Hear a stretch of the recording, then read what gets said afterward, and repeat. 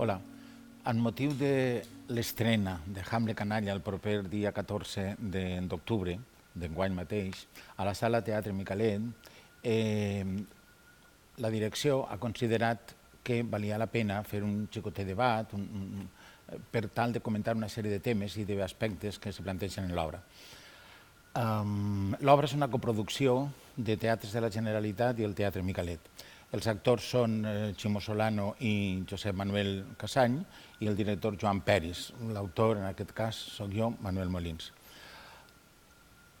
Anem a fer el debat amb les persones que tenim així al voltant, que són, per una banda, el sacerdot, el capellà, Honori Pasqual, que ell també plantejarà problemes que se plantegen o problemes que apareixen en la qüestió de la globalització, en la qüestió de la violència de gènere, de la corrupció des del punt de vista religiós catòlic, en aquest cas.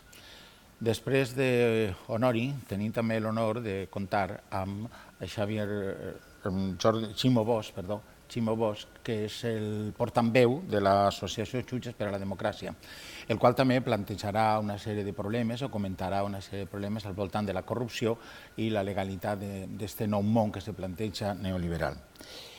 Contem també amb la presència de Raquel Ricart, una novel·lista esplèndida, una de les millors novel·listes, una de les millors veus narratives de dona que tenim en aquest moment, de dona i d'home, perquè això de la literatura és literatura i no té gènere ni sexe ni res. Ella és, com dic, una magnífica narradora i també ens donarà el seu punt de vista des de la visió d'una dona, ja està, i plantejarà també els problemes de la violència contra les dones, que és permanent, o un aspecte que és molt interessant, que també apareix en l'obra, que és el fet de la sexualitat. És a dir, sempre pensem que normalment quan la dona arriba a la menopausa, la seva sexualitat ja no importa, la seva sexualitat continua. Ella ja ens parlarà des d'aquest aspecte. I finalment jo, que en aquest cas soc Manuel Molins i soc l'autor de l'obra. Per què Hamlet canalla? Hamlet canalla se planteja com una deconstrucció del mite de Hamlet. El personatge de Hamlet alguns consideren que és tan important en la cultura occidental com Jesucrist. Si no exactament igual, és un mite, és un personatge absolutament acceptat i absolutament fascinant i que fascina a tot el món. Sempre el mite se considera que és una bona persona, en principi, perquè d'alguna manera el pare el maten, el germà mata el pare i ell ha de venjar-lo. Per tant, la seva funció és destruir la corrupció de Dinamarca i plantejar un esquema nou, diferent. Això és discutible perquè ell mateix planteja una sèrie de problemes molt greus. Per exemple, ataca a sa mare quan el fantasma del pare o l'espectre del pare li ha dit que no l'ataqui. Al final, ell cedeix la sobirania de Dinamarca a un senyor Fortinbras, que és un invasor i que, a més, no sabem en quines condicions va entrar allí, etc. Que hi ha tot un conjunt d'aspectes molt interessants en la figura, en la lectura, en una nova lectura de Hamlet, que són els que a mi me van inquietar, que sempre m'han inquietat, per altra banda, perquè no és la primera volta que m'ocupe d'aquest personatge i que sempre estan ahí. I ara, en el quart centenari de Shakespeare, que s'ha fet molt Hamlet, tant a Madrid com a Barcelona, etc., aquí no se n'ha fet, i la gent del Teatre Micalet va decidir fer aquesta obra perquè els agradava. En aquesta desconstrucció del mite hi ha també un altre aspecte que és molt important, perquè Hamlet, lluitant contra la corrupció, el que vol és plantejar un nou món, plantejar un món on teòricament d'una Dinamarca, una Elsinor, on no hi hagi, diguem-ne, aquesta corrupció. Per tant, ell planteja un nou paradigma i és d'alguna manera el nou paradigma el que aquí intentem plantejar, discutir. Un nou paradigma que s'acosta molt a l'autoritarisme, a lo que ja diu molta gent d'autoritarisme postdemocràtic. Què vol dir això? Vol dir que, diguem-ne, cap a la globalització el que importa són els diners, no precisament la política. La política ha d'estar sotmesa als diners i que ha d'haver, diguem-ne, un govern mundial o un govern que controle grups de poder, que controlen d'experts i d'especialistes que controlen precisament la situació. Un antecedent d'això seria un tal James Burham, que és un senyor que venia de l'extrema esquerra americana, però que després, en l'any 41, escriu un llibre que és La revolució dels directors. Els directors són aquells que van a dirigir el món, i ell ja anuncia en aquell moment que seran grups de poder no democràticament elegits, però que seran els que realment manaran sobre la realitat de cada un de nosaltres. Tenim ahir molts exemples, des del grup Bilderberg fins a, si voleu, la funció del Fons Monetari Internacional, el Banc Mundial, el Banc Central Europeu, etc. Hi ha moltes situacions. Per tant, Hamlet, o Hamlet canalla, el que fa és de construir el mite i plantejar tota una sèrie de problemes, de violència contra la mare, de violència contra Ofèlia, del problema de la corrupció. Se pot, diguem-ne, acabar la corrupció amb una nova corrupció? Es planteja tota una sèrie d'interrogants que, des d'aquesta perspectiva intentarem anar parlant. Ara jo ja dono la paraula i, no sé, algú de vosaltres que vulgui començar a parlar. Bé, tu has parlat, Molins, que el Hamlet obri una visió de cara al futur, a un nou paradigma. En aquest sentit, és adient formular-nos què pot pintar la religió en aquest nou paradigma que estem inaugurant tot just en estos temps. Cal tenir en compte que la religió sempre ha acompanyat a l'home, a la humanitat, en les coses més bones i en les coses més dolentes. En nom de la religió s'han fet les coses radicalment bones i en nom de la religió s'han fet autèntiques barbaritats. Hi ha alguns moments de la història que la força fosca de la religió ha sigut tan gran, com per exemple 500 anys d'Inquisició, que realment la llum del cristianisme ha quedat eclipsada. Tanmateix, mai en la vida, en cap moment s'ha aconseguit eliminar aquesta referència cristiana. De cara al futur, què és el que pot passar? Concretament, en la religió cristiana, que és la que més coneixem nosaltres, pot fer exactament el mateix, acompanyar per a les coses bones i acompanyar per a les coses dolentes. De fet, el papa Francesc està acompanyant per a les coses bones, posant el dit en la misericòrdia, posant la mirada en les víctimes d'aquesta societat, i altra gent, altres bisbes, estan més preocupats d'aconseguir un poder que la societat sortosament li l'ha llevat. Ara bé, per a que el cristianisme tinga certa credibilitat en el nou paradigma, s'ha de renovar en algunes qüestions, com per exemple la dona i la sexualitat. Actualment és inconcebible que una institució que vulgui proclamar coses bones per a la humanitat margine la dona. És una barbaritat molt gran i al mateix temps no té res a veure en el cristianisme. Jesús feia una discriminació positiva de la dona. L'Església actual, històricament, fa una discriminació negativa de la dona. Això s'ha de canviar. I igualment s'ha de canviar la visió de la sexualitat. La sexualitat és una cosa bona. El que passa és que la teologia està feta per persones celibatàries i al capdavall hi ha una obsessió malaltissa en la sexualitat.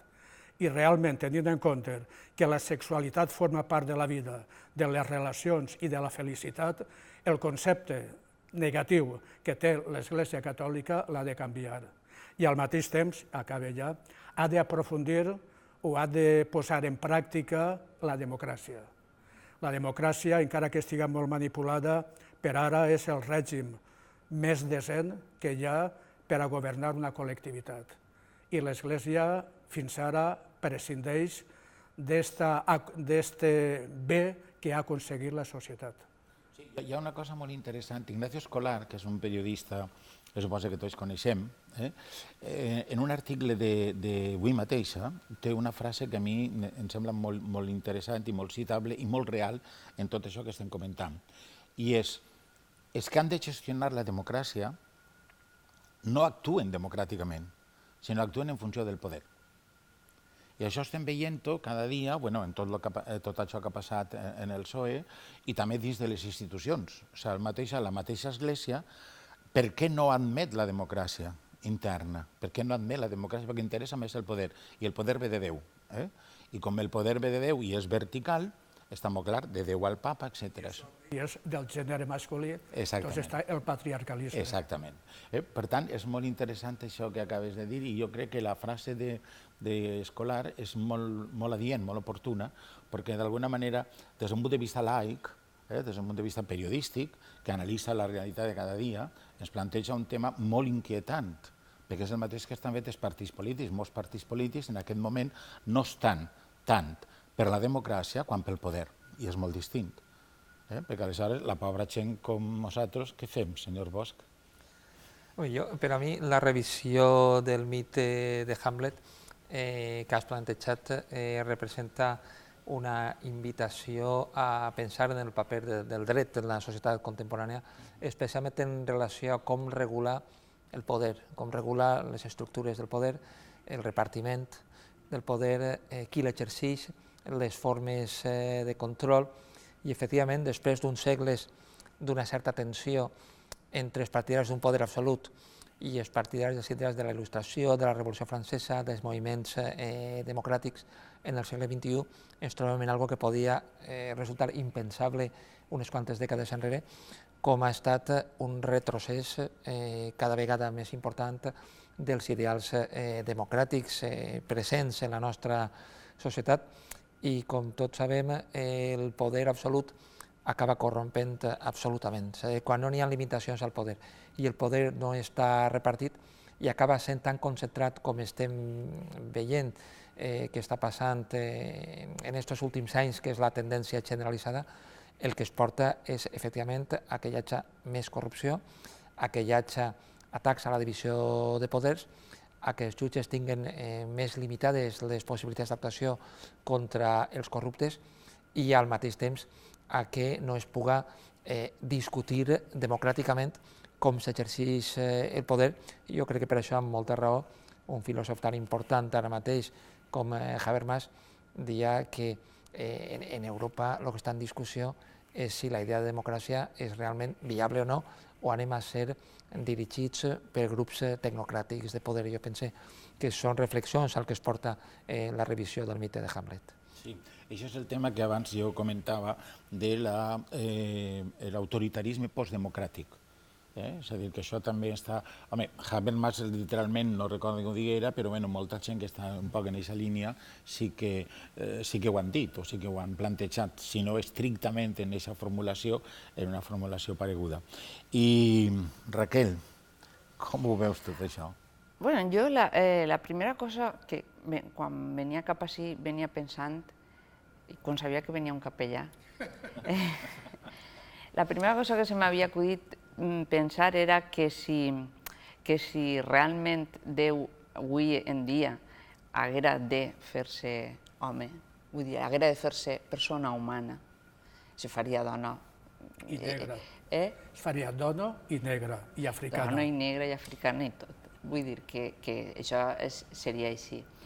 La violència està ahí, s'ha exercit per part del poder sempre, per part d'institucions com l'Església, en la Inquisició, el tema de les bruixes, que eren les dones que podien accedir, diríem, a tot el tema de la salut, que cuidaven, que ajudaven a parir, o que en herbes remelleres feien coses. Vull dir, el moment de tindre un poc de coneixements, de saviesa, era absolutament castigat. Però continua sent castigat. I el que a mi m'agradaria sí que deixar com a reflexió és que es pensa, o sigui, se diu el problema de les dones, quins problemes tenen les dones? A veure, el problema el tenim tots. O sigui, el problema és del 100% de la població, perquè totes les persones venim d'una dona fins al moment, no sabem què passarà en el futur, no? I jo penso moltes voltes que si qualsevol dels homes que exerceix violència verbal, física, els micromasclismes que estan de moda perquè són tan reals, no? I que són tan quotidians, se dedicaren, tingueren alguna filla, xica, i l'hagueren de cuidar, jo crec que aquestes coses ajuden moltes voltes a canviar una sèrie de xips, no? Perquè jo crec que sí que passa molt que quan... Vull dir, jo sempre m'agrada posar, per exemple, comparar-ho amb el tema dels negres, no? O sigui, que és una... L'esclavisme és un tema que d'una banda ens queda molt lluny i d'altra és molt visible i en la qual ens sentim molt generosos en pensar què hauríem fet i què podríem haver fet i com ho tenim tan clar que això fora impossible. I intente pensar com actuaríem si contínuament farem acudits sobre negres o has vist aquell negre, has vist quin color té... I això és una quotidianitat que està en el dia a dia sobre les dones, en la televisió, en les xerrades quan els homes estan a soles i veuen passar a una, vull dir, és una cosa, és una violència diària, la que pots arribar a patir i que és molt, cansa molt, perquè a tots tenim consciència dels problemes que passen, de les coses que passen, però n'hi ha moments del dia que t'agrada descansar. Diríem que la consciència intermitent és necessària per a poder viure amb un poc més de tranquil·litat. I moltes vegades la condició, simplement la condició per la qual cosa estic jo així, per la meva condició, perquè he nascut dona, de repente això te fa que hagis de viure i enfrontar-te a situacions diàriament que no te deixen, diríem, descansar d'aquesta consciència, que no pugues eixir al carrer tranquil·lament, caminar tranquil·lament i fer una sèrie de coses. O sigui que això està ahí permanentment, així i així podríem parlar que és una cosa mitjanament, però ja veus tu com poden estar en molts països del món. No, hi ha un tema que jo crec que és molt interessant del que acabes de dir, que és l'esclavatge. És a dir, això ens afecta a tots, i el nou esclavatge, que això fins i tot el papa ho ha denunciat. Fins i tot el papa Francesc ho ha denunciat. El fet, per exemple, dels immigrants, o el fet de les migracions i el fet de la gent que fuig de les guerres, dels refugiats. És a dir, com s'estan posant vetos, s'estan alçant murs, etcètera, i aleshores són, diguem-ne, els nous esclaus, perquè això per una banda. Per altra banda, si tu mires, per exemple, el TTIP, tots aquests mecanismes mercantils que ens volen imposar, volen eliminar els drets laborals, volen eliminar els horaris, és a dir, tornar a 150 anys enrere. És a dir, si el marxisme i tots els moviments socialistes o socials que van haver en la meitat del segle XIX, més o menys, i que van aconseguir a través dels sindicats, etc., una sèrie de reivindicacions per a tots, homes, dones, etc., resulta que tot això ara no interessa. No interessa i, per tant, s'està buscant un món en el qual el treballador depenga del senyor amo. De fet, hi ha contractes actualment que són d'una setmana, i això els que ho aconsegueixen, d'una setmana a temps a l'hora que te criden. I ho dic perquè conec ben bé, tinc un familiar que està en aquesta situació. Les 3 del matí ha d'anar, les 5 de l'esprada, ha d'anar. I cada setmana li renoven el contracte. Si un dia, per qualsevol raó, no pot anar, doncs bé, ja valoren, miren i li renoven el contracte o no. Per tant, és una nova forma de control que estan buscant. Per altra banda, jo pense, no sé què pensarà el senyor Bosch, jo pense que precisament ara estan situant les bases per a controlar tot el segle XXI. És a dir, ells han vist que el crac del XXIX crear una sèrie de problemes i donar una dimensió, diguem-ne, a la història del segle XX, i ara resulta que en aquest crac de la caiguda de les Torres Bessones, el crac de Lehman Brothers i tot això, diguem-ne, estan aprofitant, intentant aprofitar que amb l'excusa de la crisi, malgrat la corrupció i malgrat tot el que estan fent, projectar el nou domini, el nou poder sobre el segle XXI, sobretot nosaltres en el segle XXI.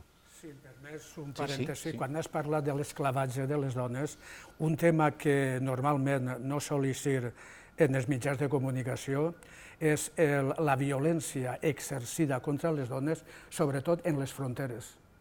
Diuen que en les fronteres hi ha alguns estudis que diuen que la situació de la dona allí és d'una víctima sexual a mercè dels policies que estan allí. En qualsevol situació en la que es puga pensar que n'hi ha una opressió, en qualsevol que puguem veure, la dels immigrants, la de passar amb gana en qualsevol lloc, vull dir, en qualsevol situació en què n'hi ha una opressió, les dones en pateixen una més. sempre, sempre. Quan hi ha guerres són botí de guerra i poden violar-les els que arriben i no els que se'n van, o etc. Vull dir que n'hi ha sempre una violència més, sempre. Sí, clar, en aquest cas, en les fronteres està el fet de ser dona i normalment els que controlen les fronteres són homes. I això jo ho enganxaria en el tema que volies tu comentar de la sexualitat, en el qual, o sigui, que jo veig en el text del Hamlet canalla, no? O sigui, tots els insults que n'hi ha sempre per a les dones, facin el que facin. Han dit una mentida? Puta. Han fet una no sé què? Puta. Vull dir, sempre se sexualitza. Val? Això és així, vull dir, se sexualitza absolutament, contínuament. O sigui, dones com a objectes, cossos sexualitzats, que és com que no n'hi ha fugida, no? O sigui, i evidentment que la sexualitat existeix al llarg de tota la vida, però n'hi ha moments en què una o un vol descansar, no vol sentir-se contínuament com en una passarel·la, no? I això és una cosa que està ahí, vamos, que és una pressió absoluta, no? Bueno, de fet, per exemple, en el Hamlet, ja en el Shakespeare i en la tradició dels Hamlets anteriors, la dona, o sigui, la mare, és acusada de puta perquè es torna a casar, i com si no tinguera dret, al marge, diguem-ne, ja de la concepció religiosa de que no se pot casar amb el marit, o sigui, amb el germà del marit, que això prové de l'Antic Testament. Però al marge d'aquesta consideració, el fet està en això, que ella no té dret a ser una dona normal, no té dret a tindre una sexualitat normal i de casar-se, diguem, legalment, perquè de fet és un matrimoni legal, perquè no té dret a la seva sexualitat. Això és una cosa, a mi sempre m'ha resultat inquietant, no? No, és el que diu Raquel, és a dir, en aquest cas, per ser dona, és més víctima. No té ni dret a fer el que fa Hamlet. El terme puta, perquè dius, va més enllà d'una relació incestuosa, per dir d'alguna manera. El terme puta, ahir el que vol dir clarament és que era propietat de l'anterior marit i fins i tot després de mort segueix sent propietat de l'home, no? Diríem, no? Jo, arran del que comentaves, Manolo, el tipus de societat al que anem, no? En el segle XXI, la meva impressió és que està en crisi absolutament la concepció dels drets de les persones i tot el tema de la crisi de refugiats és una bona mostra, és a dir, que qüestions que eren indisposables pels governs, pels gestors, pels poders econòmics, doncs ara poden prescindir d'elles completament. Jo tinc la impressió fins i tot que ara mateix en el món no n'hi hauria entre els principals països un consens suficient com el que en 1948 va portar a la Declaració Universal dels Drets Humans. Ara mateix això és paper mullat perquè no se'ls aplica, però és que si tinguera que pactar-se no se consentiria que es pactara i això es dona bona part del retrocés. Això podem unir-ho al problema de la greu invasió dels poders econòmics dominants que d'alguna manera ho han copat tot. Es parlava de la divisió entre el poder executiu, legislatiu i judicial. La realitat és que el poder polític ja ocupa el poder executiu i legislatiu, té molt controlat el poder judicial i moltíssimes vegades el poder polític és una mera titella, és un instrument dels poders econòmics i les pròpies estructures dels partits mostren que no tenen capacitat de respondre a les aspiracions ciutadanes. És allò del no nos representen. I episodis com els que hem viscut en els principals partits últimament es demostren que per un costat estan les aspiracions de la societat, de la gent, i per altre les descúpules dels partits, les connexions que es porten als interessos del poder econòmic amb estructures de partit molt tancades, molt hermètiques, molt opaques, que són el millor caldo de cultiu, diríem, de la corrupció. I en aquestes tensions estem ara movent-nos. Jo penso que estem vivint una situació tan complexa que realment és molt difícil saber què passarà, per exemple, dins de 5 o 10 anys. Si el moviment de la indignació serà capaç de corregir la deriva d'una democràcia que està molt manipulada i al servei dels poders fàctics, o estarem més en plan consumistes acrítics que es deixen manipular. És molt complex perquè realment la democràcia en la que vivim ara, en fi, no és massa funcional, està molt molt mediatitzada i molt condicionada, però també és de veres que l'única forma que tenim actualment per canviar la societat i per canviar la situació de la dona és a través de la democràcia, és a dir, a través de l'acció política, perquè altre tipus d'acció no m'imagino jo com podem canviar ara la societat. De totes formes, jo penso que hi ha que estar oberts a les coses positives i negatives, i en remet, per exemple, al moviment dels indignats, que en un moment determinat i en totes les ciutats del món va haver una manifestació d'indignació i de protesta. I això pot capgirar també les coses, o no.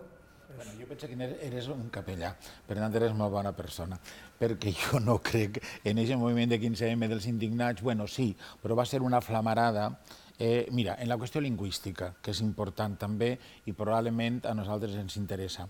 Un amic meu actor me va enviar un Facebook dient-me en la plaça tal a tal hora. Molt bé. Jo vaig contestar, d'acord, hi anireu o ens hi veurem. No sé, una frase d'aquelles, res. En menys de, no sé, diré 30 segons, me van enviar com 100, diguem-ne, polac, etcètera, etcètera. No vull dir totes les barbaritats que em van dir. Jo dic, s'ha acabat. Això per mi era un termòmetre important, perquè volia dir que ens movíem en uns esquemes de pensament que encara estàvem en un passat que no vull recordar. Per tant, el problema de la pluralitat lingüística, el problema de la cultura, que en el fons és tot el que estem parlant, està tan mediatitzat, les estructures de pensament són tan exactament les mateixes, i allò va ser una flamarada, i ho tenim ara en els gestors teòricament polítics d'aquella situació. I què m'està passant? Ara, perdona més, de tota manera només sí que trobe que val la pena, o sigui, que evidentment entre un règim dictatorial i una democràcia formal, tota la vida la democràcia formal, això sense ninguna discussió. No, que jo encara que veig les coses sempre soc també de la, diríem, de la positivitat front a les coses, en el sentit que he dit tot això, però evidentment les dones no és ara, és que estem fent de tot des de sempre.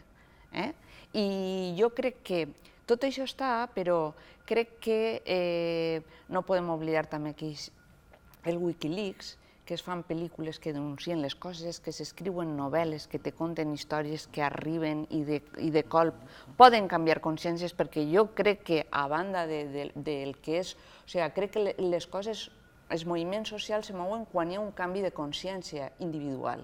I crec que les consciències individuals ha d'arribar alguna cosa que els faci, diríem, com veure la llum, no?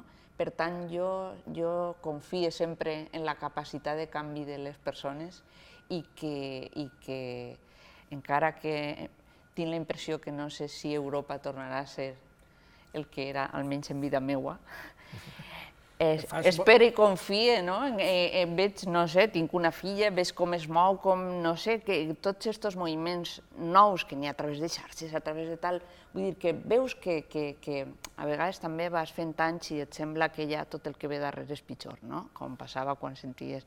Però jo crec que sempre poden eixir ahí... Home, de fet, jo penso que hi ha una de les proves del que tu estàs dient és el fet que s'ha escrit Hamlet canalla i estem així parlant d'això, perquè això precisament vol ser una actitud crítica, una desconstrucció del mite de Hamlet. I això és, d'alguna manera, la primera base d'allò que ens convoca. Per tant, jo estic d'acord completament amb tu. I estic d'acord que a partir de les consciències individuals podem començar a agrupar-les i podem començar a treballar i fer accions i fer coses. Un altre problema és en quina mesura tot això realment crea bases sòlides, tal com està en aquest moment la situació de control, com ha dit també el senyor Bosch, de control precisament econòmic sobre la política i sobre pràcticament tot. I el consumisme, que el consum és una forma de control. Això és un... Però ara, mira, tenim, per exemple, o jo almenys vaig anar l'altre dia a veure la pel·lícula de l'home de les 1000 cares, aquesta que han fet sobre el tema de Paesa i tal, i a mi em sembla també un símptoma molt positiu de poder veure, poder conèixer totes aquestes... Clar que sí. Les clavegueres, poder... El que has dit abans... Sí, acaba. Pel que has dit abans, Raquel, que un nivell de consciència crea revolta i canvi. Però jo penso que a l'inrevés també és de veres. Una mena d'esdeveniments, com per exemple el fet de refugiats, això també crea consciència. Una cosa alimenta l'altra. Una cosa t'ha d'arribar per a què... I en aquest sentit, si comparem amb realitats de fa 10 o 20 anys, sí que es nota que hi ha hagut un canvi. Per exemple, actualment tota la societat, en teoria, protestem quan una dona és agredida. El primer dimecres de mes en l'Ajuntament es reuneixen les dones i els homes que van també a protestar contra la violència de gènere. Això normalment abans no existia. El fet que la gent tinga consciència que no hi ha dret que els immigrants estiguen tancats en el CIE, això és un nivell de consciència molt considerable. El fet que tinguem consciència de l'agressió permanent en molts llocs dels drets humans, això significa un avenç. Per no parlar de la cura de la natura, de la gent que no té treball i que té dret a tindre un mínim de dignitat, el salari ciutadà. Això en altres èpoques de la història, no molt allunyades, era inconcebible el plantejar-se'l. I ara, per exemple, en Euskadi existeix un salari ciutadà. En Catalunya crec que alguna d'això també hi ha. I en tots nosaltres existeix la consciència que no ha d'haver cap ciutadà que no tinga un salari mínim que el permeta viure dignament. Això significa canvis. Raquel, sí. No, però comentava Raquel i jo no estic molt d'acord amb vosaltres en que el moment actual és molt complex i que efectivament jo estic convençut que es juguem en pocs anys probablement el futur de les 2 o 3 generacions posteriors. Allò que deia Saint-Exupéry, que el futur no es pot adivinar, però sí que es pot consentir. Per tant, estan posant-se les bases i dependirà efectivament dels moviments ciutadans la seva capacitat de resistència o de capgirar les tendències que estem detectant. Perquè, clar, qui imaginava 3 anys abans de la Guerra Civil que tindrien 40 anys de franquisme? Pues això no ho podia imaginar ningú, o 3 anys abans de la Revolució Russa, què passaria? Per tant, els esdeveniments de vegades evolucionen d'una manera que és molt incontrolable. Jo penso que hi ha fenòmens als que devem prestar molta atenció i em fa l'efecte que no se'ls acaba de fer una mirada suficientment intensa. Per exemple, el fenomen d'internet, no? Em sembla un fenomen molt interessant, que per un costat és una meravella, es dona molts avantatges, molts instruments de profit. Els moviments cívics és un instrument per a conèixer el que passa a dintre d'un estat, en altres parts del món, però al mateix temps està gestionant-se d'una manera que em sembla que és inevitable veure la connexió que hi ha entre que des que està a internet s'han incrementat de manera molt important les desigualtats en tot el món. Podem dir que és casualitat, però jo diria que quasi res passa per casualitat. És a dir, estem tan enlluernats veient les coses positives que té internet que no detectem com els poders econòmics la utilitzen en el seu benefici. I allò que va dir un filàntrop milionari nord-americà, esto es una guerra de los ricos contra los pobres y la estamos ganando nosotros. D'alguna manera pense que són perspectives que no hem de deixar de costat, perquè una cosa és que les transformacions tecnològiques no siguin positives per a tothom, evidentment ningú planteja tornar a les cavernes, però la gestió de les transformacions tecnològiques ens pot portar a molts llocs diferents en funció de com les afrontem. Bé, haurem ja de plegar, perquè ens diuen que més o menys ja és l'hora. La cosa que acaba, l'aspecte que acaba d'obrir el senyor Bosch és molt interessant perquè és un dels temes que es va tratar en el Mobile World Congress de Barcelona de febrer-març d'enguany, perquè és un tema molt interessant del control, diguem-ne, indirecte o indirecte, les bondats de la tecnologia, i així s'han escrit molts llibres també, les bondats de la tecnologia i les contrapartides que d'alguna manera hem d'anar també pagant. Bé, en qualsevol dels casos, jo per acabar ja, primer donar les gràcies a tots, donar les gràcies al TAUM, a la universitat, que ens ha prestat la possibilitat d'aquest petit debat o col·loqui o comentaris. També donar les gràcies als treballadors que estan ahí fotografiant-nos i fent que les imatges tinguin una certa gràcia, malgrat que molts de nosaltres, o jo almenys, no soc així ni massa televisiu ni massa guapo. Bé, total, en resum, jo crec que és molt important la cultura. Este seria, diguem-ne, el resum de tot el que hem fet. Una cultura que comença des de lo personal, però que també ha d'arribar a l'element col·lectiu. I la cultura crítica, perquè sense una cultura crítica, és la cultura viva, dinàmica, oberta, la pel·lícula que Raquel ha assenyalat, la mateixa funció que s'estrenarà el dia 14 d'octubre al centre o a la sala Micalet. En fi, res més. Gràcies a tots i que tinguem sort. Gràcies a vosaltres. Gràcies.